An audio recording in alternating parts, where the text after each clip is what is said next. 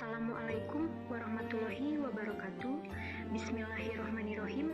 Alhamdulillahirabbil alamin wa bihi nasta'inu wala umuri dunya wadin wa ala alihi wa sahbihi ajmain amma ba'du. Tak terasa tinggal menghitung hari bulan Ramadan tahun ini akan meninggalkan kita. Semoga Allah Subhanahu wa taala memberikan kesempatan lagi di tahun yang akan datang untuk bertemu dan menikmati bulan yang suci ini dalam keadaan sehat walafiat serta diberi umur yang panjang untuk digunakan beribadah kepadanya semasa hidup di dunia. Amin. Bulan Ramadan adalah bulan yang penuh keistimewaan, sehingga kehadirannya selalu dinantikan oleh seluruh umat muslim. Salah satu aktivitas keagamaan yang kerap dilakukan saat bulan Ramadan adalah datang ke majelis ilmu untuk mendengarkan ceramah Ramadan. Sebagai umat Islam, tentu kita harus paham keutamaan dari setiap ibadah yang diperintahkan oleh Allah Subhanahu wa taala. Pemahaman terhadap keutamaan suatu ibadah menurut para ulama dianggap mampu menjadi penyemangat dan pendorong seseorang agar lebih giat dalam menjalani ibadah. Bulan Ramadan adalah kesempatan bagi hamba Allah untuk lebih meningkatkan ketakwaannya karena pada bulan ini ada banyak sekali manfaat, keberkahan, dan keutamaan yang bisa didapatkan.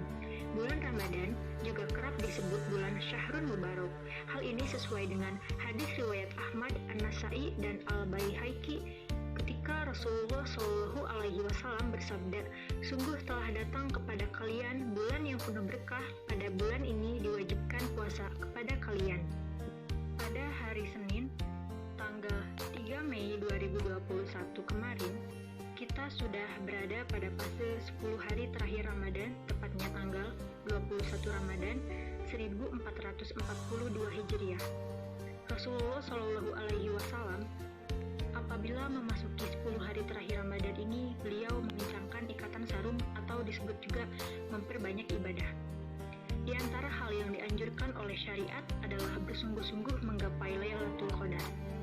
Ada 5 amalan terbaik yang dapat kita kerjakan seperti diterangkan Al-Habib Quraisy Baharun dalam Jalsa Itsnain Majelis Rasulullah Jawa Barat.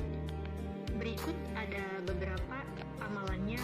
Yang pertama, melaksanakan sholat malam atau qiyam Ramadan.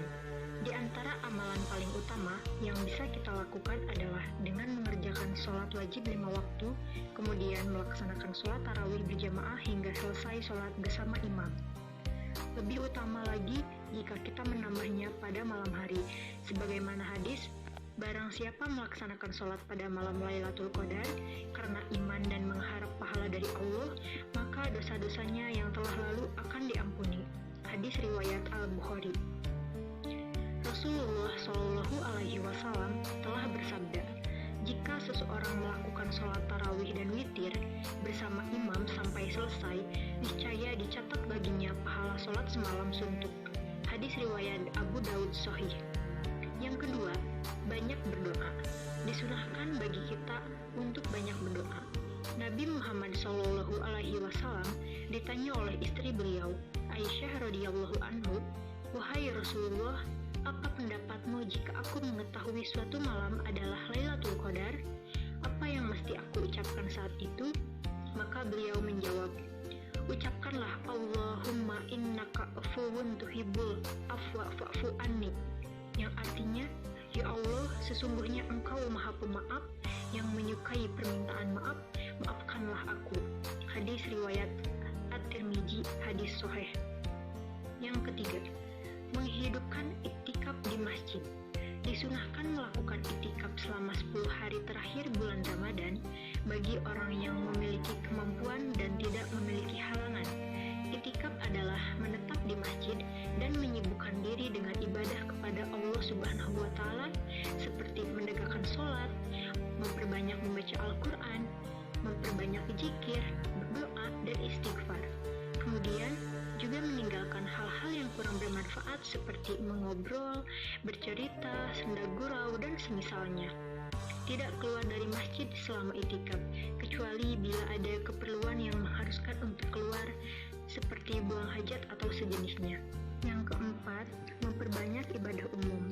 Pada 10 hari terakhir disunahkan memperbanyak ibadah secara umum, seperti sholat sunnah, berzikir, berdoa, membaca Al-Quran, dan lain sebagainya. Imam Disunahkan untuk memperbanyak ibadah di akhir bulan Ramadan, dan disunahkan juga untuk menghidupkan malam-malamnya dengan amal ibadah. Syarah Sahih Muslim. Yang kelima, membayar zakat. Amalan penting yang tidak boleh dilupakan adalah membayar zakat fitrah.